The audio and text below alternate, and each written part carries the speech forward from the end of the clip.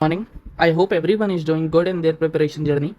तो आप सभी को कई सारे डाउट्स होते हैं रिगार्डिंग यूपीएससी जर्नी। जिन जिन ने प्रीलिम्स दिया इस ईयर उनका भी अच्छा है। जिन बच्चों का सिलेक्शन नहीं हुआ वो अगले अटेम्प्ट के लिए जरूर लगेंगे। इस ईयर का पेपर तो अनएक्सपेक्टेड ही था। अगले साल प्रिपरेशन कैसे स्टार्ट करनी है और कौन कौन से सोर्सेज पे रिलाय होना है, तो ये सारे डाउट्स अभी आपके मन में होंगे। जाहिर सी बातें होंगे ही होंगे। अब क्या करें, अब टाइम वेस्ट हो रहा है तो उसके साथ क्या करें। और जो नए बच्चे प्रिपरेशन में 12th पास आउट हुए होंगे या जिनका ग्रेजुएशन कंप्लीट हुआ होगा, जो यूपीएससी की साइड आ रहे होंगे, वो भी सोच रहे होंगे कि कोचिंग वगैरह कहाँ से लें, क्या करें, क्या पढ़ना बेटर रहेगा, क्या एनसीईआरटी बेटर रहेगी, तो क्या करना बेटर रहेगा। तो विदाउट वेस्टिंग टाइम, तो एक मैं प्रोग्राम लॉन्च कर रहा हूँ यहाँ पे, जिसमें हम GS3 के बारे में डिस्कस करेंगे। मैं भी एक एस्पिरेंट हूँ, मुझे 2 साल हो गए हैं इस जर्नी में प्रिपरेशन करते करते। एक अटैम्प्ट दिया था मैंने इस साल वाला ही, प्रीलिम्स नहीं हुआ, बट आगे हो जाएगा। और तो यहाँ पे GS3 बिगिन करते हैं हम। तो बेसिकली GS3 में है क्या, तो GS3 की अगर मैं बात करूं, तो GS3 का पेपर जो होता है, ऐसे ही सारे GS होते हैं। पहले हम बिगिन कर रहे हैं GS3 से। रिस्पॉन्स अच्छा है, I will make more videos and मेरा भी इससे रिविजन हो रहा है। तो GS3 का जो ओवरऑल पेपर होता है वो होता है 250 मार्क्स का, एज यूजल जैसे कि सारे पेपर्स होते हैं GS की। GS3 में कौन कौन से सब्जेक्ट आते हैं इसके बारे में याद कर लो। थोड़ा सा पढ़ने जा रहे हो तो थोड़ा सब्जेक्ट का ओवरव्यू तो कर लो, GS3 में है क्या क्या। सबसे पहला इसमें आ गया इकोनॉमिक डेवलपमेंट एंड इंफ्रास्ट्रक्चर, ठीक है। फिर आता है इसमें साइंस एंड टेक्नोलॉजी। फिर आता है इसमें इन्वायरमेंट एंड इकोलॉजी। और क्या क्या आता है इसमें, एक आता है इसमें डिजास्टर मैनेजमेंट, एक आता है इसमें इंटरनल सिक्योरिटी। तो ये सारे सब्जेक्ट्स होते हैं मेरे GS3 में, ठीक है। और इस लेक्चर में जो हम सबसे पहले स्टार्ट करेंगे वो हम स्टार्ट करेंगे इकोनॉमिक डेवलपमेंट एंड इंफ्रास्ट्रक्चर। तो मैं कहाँ पे था, इकोनॉमिक डेवलपमेंट एंड इंफ्रास्ट्रक्चर से स्टार्ट करेंगे हम इस क्लास को मीन्स ओरिएंटेड क्लास रखेंगे। हम इसमें आलतू फालतू चीज़ें डिस्कस नहीं करेंगे, मतलब फैक्चुअल डेटा डिस्कस नहीं करेंगे जो प्रीलिम्स के लिए इंपॉर्टेंट होता है। क्योंकि आपके लिए जो जुलाई से दिसंबर तक का टाइम होता है वो होता है मेन आंसर राइटिंग के लिए।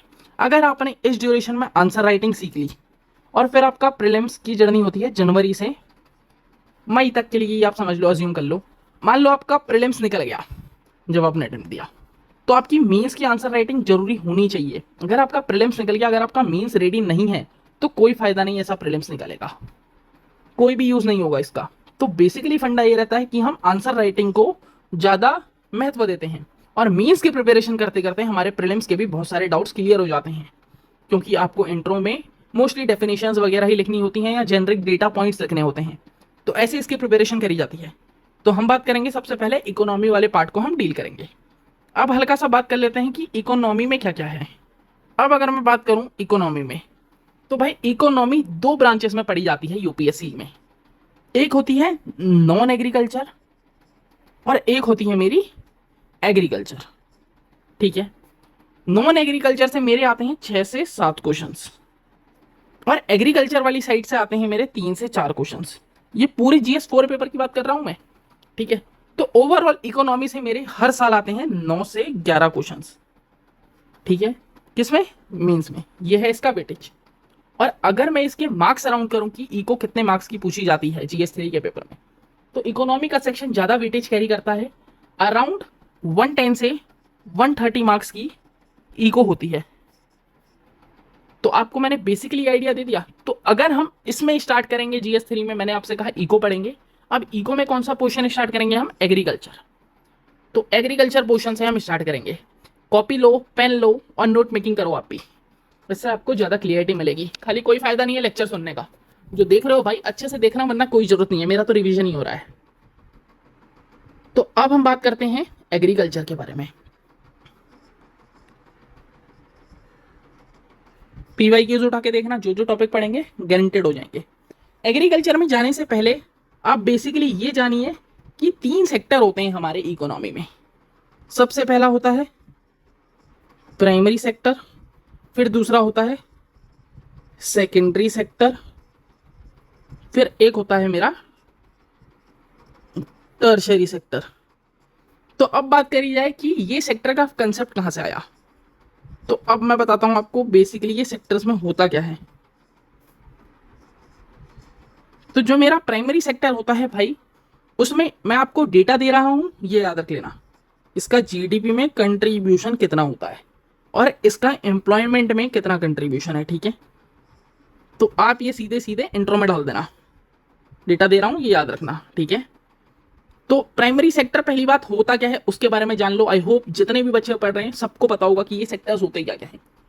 प्राइमरी सेक्टर वो सेक्टर होता है जो कि हम डायरेक्टली डेराइव करते हैं, किससे, नेचर से, ठीक है। इसमें आ जाती है एग्रीकल्चर और अलाइड एक्टिविटीज। अलाइड एक्टिविटीज में हो गया जैसे हॉर्टिकल्चर वगैरह, फिशिकल्चर वगैरह, वो सब अलाइड एक्टिविटीज में आती हैं, ठीक है। फिर सेकेंडरी सेक्टर में क्या क्या आता है, जब हम ये सेक्टर्स की जो प्राइमरी सेक्टर से चीजें मिली उसमें हम प्रोसेसिंग कर देते हैं, रीडिफाइनिंग कर देते हैं, उनको किसी यूज का बना देते हैं, तो वो सारी एक्टिविटीज आ जाती हैं मेरी सेकेंडरी सेक्टर में। टर्शियरी सेक्टर होता है मेरा सर्विस सेक्टर। और ये जो ये तीनों मॉडल हैं भाई, ये दिए हैं मेरे एडम स्मिथ भाई साहब ने, ठीक है। अब प्राइमरी सेक्टर में, अब देखो आप सेकेंडरी सेक्टर में जा रहे हो, सेकेंडरी सेक्टर में जाने का मतलब है कि आप प्राइमरी सेक्टर में सेल्फ सफिशिएंट होगे, तभी तो आप उनकी प्रोसेसिंग वगैरह करोगे इंडस्ट्रीज में, तभी आपको सेकेंडरी सेक्टर के लिए इंक्लूड होगा। अब इंडिया में क्या है पता है कि सेल्फ डिपेंडेंसी क्यों नहीं है, क्योंकि हम मोस्टली कंट्रीज में क्या होता है, जो उनकी इकोनॉमी होती है वो पहले जाएंगी प्राइमरी से सेकेंडरी में, सेकेंडरी से टर्शरी में, बट हमारे वहां सेकेंडरी सेक्टर को स्किप कर दिया गया था, ठीक है। आज की डेट में कई मिशंस वगैरह, स्कीम्स वगैरह लॉन्च हो रही हैं, जैसे मेक इन इंडिया वगैरह, आत्मनिर्भर भारत, ये सब इंक्लूड हो रही हैं कि सेकेंडरी सेक्टर को बूस्ट करा जाए, ठीक है। अब आप देखो प्राइमरी सेक्टर का जीडीपी कंट्रीब्यूशन कितना होता है। तो मैंने आपसे कहा था कि जब तक सेल्फ सफिशिएंट नहीं होंगे तब तक सेकेंडरी सेक्टर में जाएंगे नहीं। तो प्राइमरी सेक्टर में जीडीपी कंट्रीब्यूशन होता है 17 से 18% रफली, और सेकेंडरी सेक्टर का होता है मेरा 25 से 26%, और जो टर्शरी सेक्टर है इसका सबसे ज्यादा होता है 55%, ठीक है। और एम्प्लॉयमेंट में कितना कंट्रीब्यूशन है प्राइमरी सेक्टर का, सबसे ज्यादा कंट्रीब्यूट करता है प्राइमरी सेक्टर एम्प्लॉयमेंट में, रफली अराउंड 45%, और सेकेंडरी सेक्टर का है 22 से 25%, और टर्शरी सेक्टर का है 27 से 30%। ये डेटा मैंने आपको दे दिया, ये आप सीधे सीधे याद रखना, आप इंट्रो में कोट कर सकते हो, ठीक है। प्राइमरी सेक्टर में एग्रीकल्चर वगैरह आ गया तो एग्रीकल्चर के लिए ये डेटा याद रखना, आप सीधे कोट कर सकते हो। तो अब बेसिकली सबसे पहले मैंने क्या डाला था, इतना क्लियर हुआ ना, इतना क्लियर हो जाएगा तो आगे अच्छे समझ आएगा। तो एग्रीकल्चर के बारे में देखो, एग्रीकल्चर सब करते हुए आ रहे हैं, सबको पता होगा क्या होगा, ठीक है। एग्रीकल्चर एक प्रोसेस होता है जिसमें लैंड को यूज करा जाता है और उसमें ग्रो करे जाते हैं वैरायटी ऑफ क्रॉप्स। तो एक प्रोसेस जिसमें लैंड को यूज करा जाता है to grow a variety of crops, ठीक है। अब इसके लिए कुछ डेटा दे रहा हूं, ये भी याद रख लेना। इंडिया में जो ओवरऑल टोटल जो है, जो 60% लैंड है वो है मेरा एग्रीकल्चर लैंड, ठीक है। 60% जो मेरा लैंड है वो है एग्रीकल्चरल लैंड, और 4% जो है वो है लैंड जो कि परमानेंट क्रॉप्स और ग्रूव्स के अंडर में आता है, ठीक है। और मेरा 3.5% वो लैंड है जो कि यूज करा जाता है पेस्चर्स एंड ग्रेजिंग के लिए, एनिमल्स के द्वारा, ठीक है, वो जो गाय वगैरह चढ़ती रहती हैं। तो ये डेटा आप याद रखिएगा, मीन्स के लिए इंट्रो में बहुत काम आता है, ठीक है। इतना पढ़ लिया। अब देखो एग्रीकल्चर के बारे में पढ़ लिया, और क्वेश्चन क्या पूछ सकता है, क्वेश्चन पूछ सकता है कि एग्रीकल्चर की इंपॉर्टेंस क्या है। एक मैं वर्ल्ड के कंटेक्स्ट में बताता हूं आपको, एग्रीकल्चर का कंट्रीब्यूशन हमने इंडिया में पढ़ लिया कि 17% है जीडीपी में। तो इम्पैक्ट तो बहुत अच्छा खासा पड़ेगा क्योंकि 17% कंट्रीब्यूट कर रहा है, आपको इससे समझ आएगा वर्ल्ड से कंपेयर करके। वर्ल्ड में कितना कंट्रीब्यूशन है एग्रीकल्चर का वो देखते हैं सबसे पहले।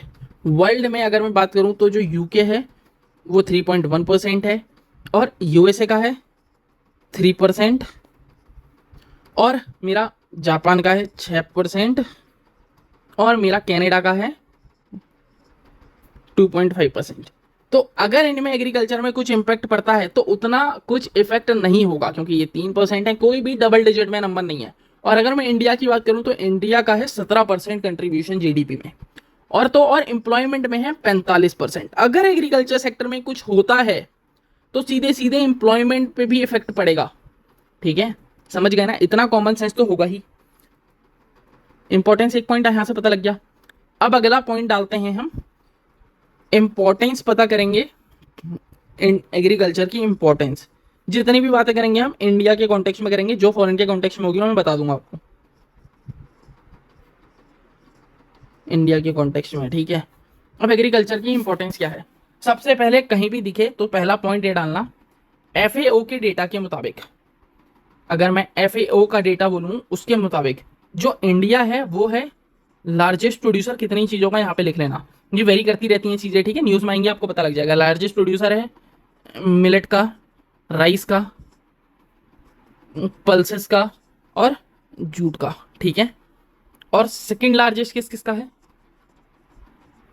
सेकंड लार्जेस्ट है शुगर केन का, कॉटन का, फ्रूट्स एंड वेजिटेबल्स का, और है टी का, और है वीट का, ठीक है। और लीडिंग प्रोड्यूसर है, और लीडिंग प्रोड्यूसर है किसका, स्पाइसेस का, पोल्ट्री का, मुर्गी वगैरह वही बा, लाइव स्टॉक का, और प्लांटेशन क्रॉप का, ठीक है। ये क्या है बेसिकली, आप इसको कैसे इंट्रोड्यूस कर सकते हो, आप इसको सीधे बोल सकते हो कि जो एग्रीकल्चर की इंपॉर्टेंस है, फीड करता है पॉपुलेशन को, फीड करता है पॉपुलेशन को, बहुत ज़्यादा पॉपुलेशन है इंडिया की तो फीड करता है पॉपुलेशन को। फिर आप बोल सकते हो as per the FAO report, फिर इंडिया जो है लार्जेस्ट प्रोड्यूसर है, आप ये पॉइंट लिख सकते हो, अच्छा इंप्रेशन पड़ेगा, ठीक है। अब दूसरा पॉइंट आप देख लो, बता दिया मैंने, डेटा ओरिएंटेड पॉइंट लिखे जाते हैं सारे बॉडी में। दूसरा आप डाल देना कि एम्प्लॉयमेंट में जो शेयर है इसका वो है रफली अराउंड 45%, ठीक है, 45%। तीसरा डाल देना जीडीपी में कंट्रीब्यूशन है एग्रीकल्चर का 17 से 18%, ठीक है। चौथा पॉइंट डाल देना बॉडी में, फॉरेक्स रिजर्व में भी कंट्रीब्यूट करता है एग्रीकल्चर, क्योंकि एक्सपोर्ट इंपोर्ट तो चलता रहता है ना। फॉरेक्स रिजर्व में रफली कंट्रीब्यूशन है 11%, ठीक है। मतलब अब देखो, और एक चीज और देख लो इसमें, अच्छा भाई, और क्या है इसमें कि जो मेरा सी फूड का एक्सपोर्ट है, सी फूड का एक्सपोर्ट जो है वो मेरा बड़ा है, ठीक है। पहले था अराउंड 3.64 बिलियन, करंट डेट में है $7.52 बिलियन, ठीक है।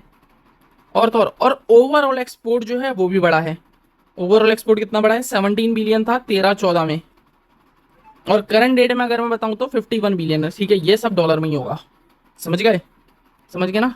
ये है डाटा 24-25 का, तो समझ गए। आपको 4 पॉइंट दे दिए मैंने, 2-4 और पॉइंट देख लो।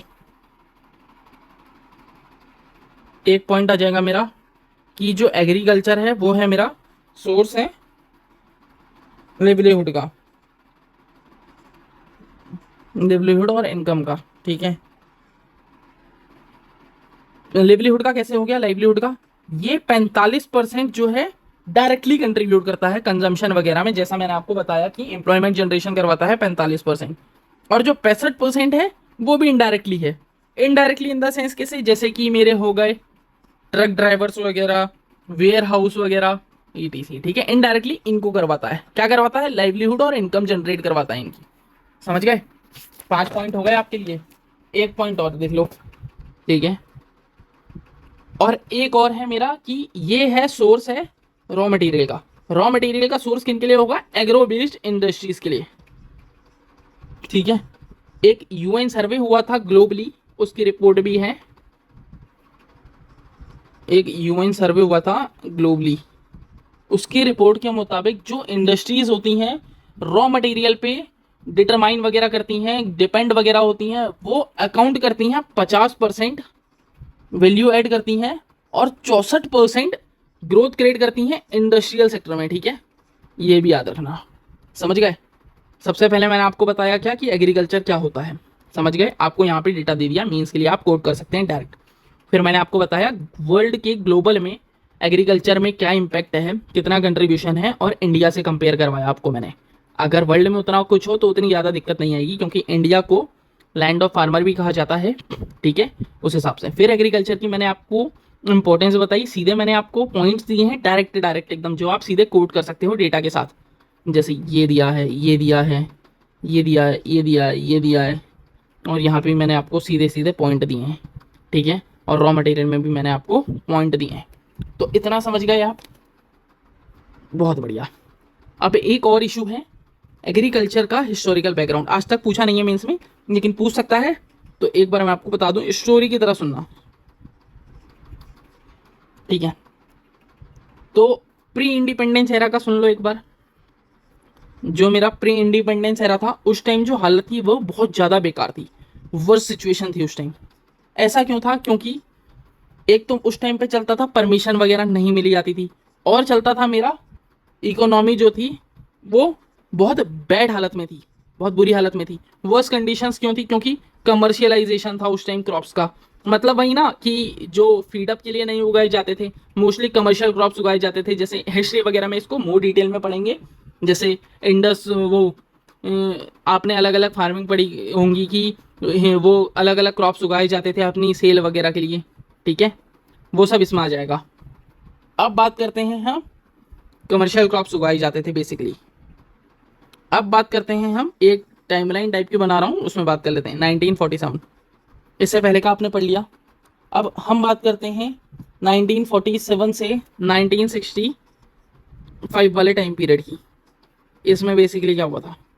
तो जो इसमें था, इसमें क्या था, इस टाइम पीरियड में मेरा बेसिकली प्रोडक्शन कम था बट एम्प्लॉयमेंट ज़्यादा था। एम्प्लॉयमेंट शुरुआत से ही ज़्यादा रहा है एग्रीकल्चर में, ठीक है, ये बात याद रखना। फूड शॉर्टेज बहुत थी, बॉन्डेड लेबर का कंसेप्ट चल रहा था इस टाइम पे, ज़मींदारी वाला सिस्टम चल रहा था सब, ठीक है। फिर इसकी इम्प्रूव कंडीशन करने के लिए इंडियन फार्मर्स की, तो अब जब ज़मींदारी वाला सिस्टम वगैरह चल रहा है तो मनी लेंडर्स वाला सिस्टम था, मनी लेंडर्स को ज़्यादा इंपॉर्टेंस वगैरह दी जाती थी। तो अब बेसिकली गवर्नमेंट के पास ये क्वेश्चन था कि हम फार्मर्स की जो वो थी कंडीशन वगैरह कैसे इंप्रूव करें। तो अगले सेक्टर की अगर मैं बात करूं तो अगले फेज में इंट्रोड्यूस करा गया ये, ठीक है, अगले फेज में ये इंट्रोड्यूस करा गया। अब अगला फेज मैं सीधे ले रहा हूँ 1965 से 1991 तक। 1991 तो आप सभी को पता होगा। इस फेज में क्या करा मेरा? इस फेज में टेक्नोलॉजी को इंट्रोड्यूस करा गया, ठीक है, टेक्नोलॉजी को इंट्रोड्यूस करा गया। बेसिकली क्या करा गया? ग्रीन रिवॉल्यूशन को अपनाया गया। ग्रीन रिवॉल्यूशन आई तो उससे क्या हुआ? ग्रीन रिवॉल्यूशन के साथ आई मेरे पीडीएस का सिस्टम, कैनल इरिगेशन का सिस्टम, और हाई यील्डिंग वैरायटी सीड्स को सेटअप करा गया, और क्या क्या करा गया, एमएसपी वगैरह का कंसेप्ट। तो ये सब आया इसके साथ साथ, ठीक है, इस फेज में। फिर 1991 से 2010 तक का ले लेते हैं एक फेज, और एक फेज हो जाएगा 2010 तक से टिल नाउ, ठीक है। इसमें क्या हुआ? जैसा आपको पता है 1991 में रिफॉर्म्स लाए गए। उन रिफॉर्म्स को कहा गया लिबरलाइजेशन, पब्लिकेशन, प्राइवेटाइजेशन और ग्लोबलाइजेशन, ठीक है।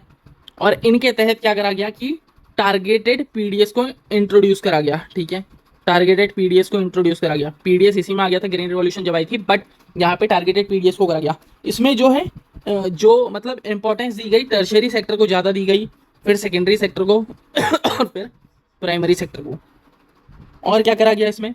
इस दौरान क्या हुआ? अर्बनाइजेशन बढ़ा, इंडस्ट्रियलाइजेशन बढ़ा, और इसके साथ साथ क्या हुआ कि अलग अलग इनिशिएटिव्स, स्कीम्स वगैरह लॉन्च करी गई, जैसे अंत्योदय अन्ना योजना 2010 की, इसी टाइप की अलग अलग स्कीम्स लॉन्च करी गई। फिर 2010 से आज तक क्या करा गया है? अब है हमारा एपीएमसी मंडीज का टाइम। आगे लेक्चर्स में इसे और डिटेल में पढ़ेंगे, ठीक है। क्या करा गया कि सस्टेनेबल फार्मिंग को प्रमोट करा गया, ऑर्गेनिक फार्मिंग वगैरह को इसकी सस्टेनेबल रहे 100%, फिलहाल अभी तक नहीं कर पाए, और 100% नीम कोटेड यूरिया वाली लीव्स वगैरह लॉन्च करी गई, और सॉइल हेल्थ कार्ड सिस्टम वगैरह चलाया गया, और पीएम कृषि सिंचाई योजना वगैरह सारी, ये सारी चीज़ें आज तक चली, ठीक है। तो आपसे अगर कोई हिस्टोरिकल बैकग्राउंड पूछे एग्रीकल्चर का, तो आपने सीधे सीधे बोल देना है कि प्री इंडिपेंडेंस के टाइम पे वो सिस्टम था, तो कमर्शियलाइजेशन हुआ करता था यूजुअली क्रॉप्स का, जमींदारी वाला सिस्टम वगैरह था, इकोनॉमी की हालत बहुत बैड थी, और क्या क्या बोल सकते हो आप, परमिशन वगैरह नहीं मिलती थी। तो 1947 से 1965 में आप बोल सकते हो, मतलब इसका मतलब यह है कि 100% में से 70% जो पॉपुलेशन थी वो एग्रीकल्चर में डिपेंडेंट थी, ठीक है। प्रोडक्शन कम था, एम्प्लॉयमेंट बहुत ज़्यादा था। इसका फ़ायदा नहीं है ना, आप अगर मान लो इनपुट में 5 रुपये डालो और आपको आउटपुट ही ना मिले तो कोई फ़ायदा नहीं है ना। तो सेम ऐसे ही हाल यहाँ पे था कि एम्प्लॉयमेंट बहुत ज़्यादा था पर प्रोडक्शन उतना नहीं मिल पा रहा था मुझे, समझ गए होगे बात को। तो ये सब चीज़ें, ज़मींदारी सिस्टम वगैरह था, कमर्शियलाइजेशन था एग्रीकल्चर का, मनी लेंडर्स वगैरह को करा जाए, तो फिर गवर्नमेंट टेंशन में थी अब करा क्या जाए। तो ग्रीन रिवॉल्यूशन वगैरह 65 से 1991 के फेज़ में लाई गई। तो समझ गए इतना। अब बढ़ते हैं आगे वाले लेक्चर में, ठीक है। और एक चीज़ और रह गई इसमें, लास्ट चीज़ है वो कि इश्यूज़ वगैरह क्या थे, ठीक है। बेसिकली इश्यूज़ वगैरह क्या थे? इश्यूज कह लो, या अगर क्रिटिकल एनालिसिस आता है तो आपको इश्यूज मेंशन करने पड़ते हैं, या क्रिटिसिज्म कह लो, तो इन सब चीज़ों में मेंशन करना पड़ता है, ठीक है। इश्यूज क्या क्या थे मैं आपको पॉइंट वाइज दे दे रहा हूँ बस, कि एक तो हमारे वहाँ जो टेक्नोलॉजी के लिए एप्लीकेशन थी उसको बहुत लेट एक्सेप्ट करा गया, ठीक है। ग्रीन रिवॉल्यूशन बहुत देर में आई ना, डिमांड ग्रीन रिवॉल्यूशन की 1965 के टाइम पे होने लगी थी, क्योंकि टेक्नोलॉजी वगैरह चाहिए थी, क्योंकि देखा जा रहा था प्रोडक्शन बहुत कम आ रहा है और कमर्शियलाइजेशन था एग्रीकल्चर का, तो ये सब था। और टेक्नोलॉजी कम है तो मैकेनाइजेशन कम था, मतलब मैनुअली करा जाता था, मशीन की वो भी नहीं थी। और आज के टाइम पे भी भाई मैनुअली करा जा रहा है। मान लो ये मेरा फार्मर है, ठीक है। इंडिया में फार्मर का है कैसा, दो टाइप से क्लासीफाई हैं, 85% और 15%। 85% जो फार्मर हैं वो स्मॉल एंड मार्जिनलाइज फार्मर्स हैं, और 15% जो मेरे हैं वो हैं बिग फार्मर्स। तो 85% जो फार्मर्स है ना भाई, उनके पास इतना अच्छा, मतलब इनके पास एक तो ज़मीन भी कम होती है और इनकम लो होती है, तो ये ज़्यादातर मॉडर्नाइजेशन मैकेनिज्म को अडॉप्ट नहीं कर पाते, ठीक है। तो ये सब आ जाएगा इसमें। तो आज की डेट में भी मैन्युअली ही है मोस्टली। और तीसरा है ट्रेनिंग, नॉलेज और अवेयरनेस, ये सब कम है। और जो लैंड है फ्रेगमेंटेशन है लैंड का, ठीक है। और लैंड बेस जो है मेरा श्रिंक हो रहा है, लैंड बेस जो है मेरा वो श्रिंक हो रहा है। ये डेटा याद था मुझे इसका, 2% लैंड श्रिंक हो गया इवन इस ईयर भी। और डिक्लाइनिंग एक्सेस हो रही है लैंड के लिए, और क्रेडिट के लिए अवेलेबिलिटी एंड एक्सेस नहीं है क्रेडिट के लिए, क्या मैं मतलब। और मार्केटिंग सिस्टम बहुत बेकार है, ठीक है, मार्केटिंग सिस्टम बेकार ही है। और क्या ले लो, और इन्वेस्टमेंट जो है एग्रीकल्चर में वो भी कम है, R&D कम है। इवन इंडिया का जो R&D है वो तो मत ही पूछो भाई, कितना ही बेकार है। बताएंगे आगे आने वाले लेक्चर में, सब डिस्कस करेंगे। तो मैंने आपको ये इश्यूज वगैरह भी दे दिए, ठीक है। अब अगर आप इनकी वे फॉरवर्ड के लिए बारे में बात करोगे तो आप वे फॉरवर्ड लिख लेना।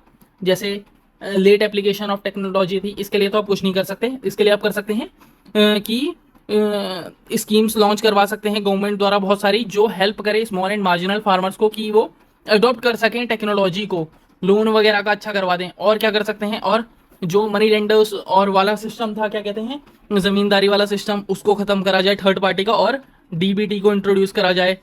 और क्या कर सकते हैं, और आप कर सकते हैं कि मार्केटिंग सिस्टम को अच्छा करा जाए, इम्प्रूव करा जाए, APMCs मंडीज को सेटअप करा जाए, ठीक है। और आप क्या कर सकते हैं, और आप कर सकते हैं कि इनको नॉलेज वगैरह डिजिटल प्लेटफॉर्म से लिंक करा जाए, जैसे E-NAM वगैरह होगा। ये सब चीज़ें हम डिटेल में पढ़ेंगे आने वाले लेक्चर्स में। नहीं, मैंने आपको बस बेसिकली एग्रीकल्चर से इंट्रोड्यूस करवाया है, ठीक है। अब एग्रीकल्चर पढ़ लिया आपने, ठीक है। और एग्रीकल्चर के बाद एक पॉइंट और जान लो, इरीगेशन। इरीगेशन क्या है, सबने सुना होगा भाई, सबको पता होगा। इरिगेशन के रिगार्डिंग कुछ भी आता है तो आप सबसे पहले लिखिएगा, जो इंडिया जो है वो सेकंड लार्जेस्ट इरिगेटेड कंट्री है वर्ल्ड में, ठीक है। पहली कौन सी है भाई, पहली है चाइना। और आप दूसरा पॉइंट इसमें ये लग सकते हैं कि जो 50% जो क्रॉप्ड एरिया है इंडिया में वो इरिगेशन के अंडर में है, ठीक है, ठीक है। तो आप बेसिकली ये दो पॉइंट्स लिख सकते हैं इरिगेशन के रिगार्डिंग, अगर कुछ भी आए तो।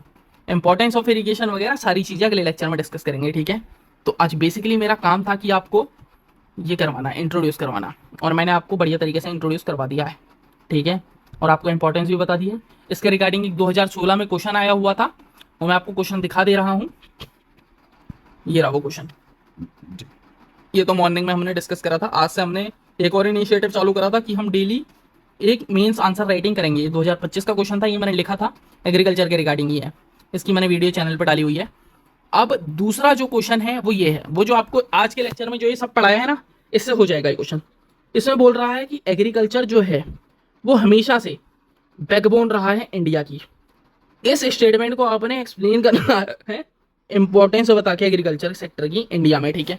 तो आप इसको इंपॉर्टेंस मैंने आपको सीधी सीधी बता दी है, आप इंपॉर्टेंस उससे लिख देना, ठीक है। एग्रीकल्चर सेक्टर की आप इंट्रो करना है, इसमें आपको मैंने डेटा दे दिया है, सारा डेटा दिया हुआ है आपको मैंने, उससे आप इंट्रो करना है इसका, और 2 पन्नों में आंसर लिखना है इसका। और हाँ भाई, आंसर लिखें कैसे करके वो मैंने इस वीडियो में बताया हुआ है, जब मैंने पहला आंसर करवाया हुआ है। तो इसका आंसर मैं सेकंड, कल जो मॉर्निंग पे वीडियो मिल जाएगा आपको, इसका डेली आंसर राइटिंग चैलेंज का है ये, तो ये वहाँ पे मिल जाएगा आपको। Bye bye, have a nice day, मिलते हैं अगले लेक्चर में।